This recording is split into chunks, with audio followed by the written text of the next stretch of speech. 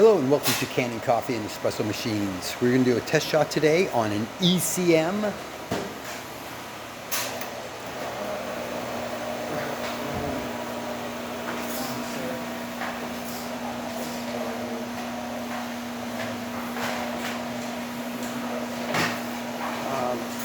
Grind was a little tight, but still we're getting a nice shot out of there. Pump pressure.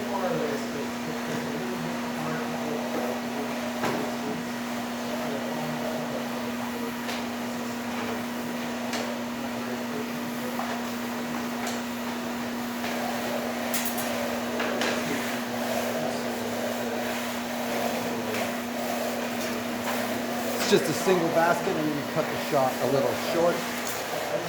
There you have it, nice crema. Check the steam. Nice strong dry steam.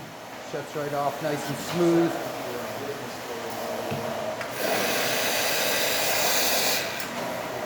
You can hear the machine asking for water.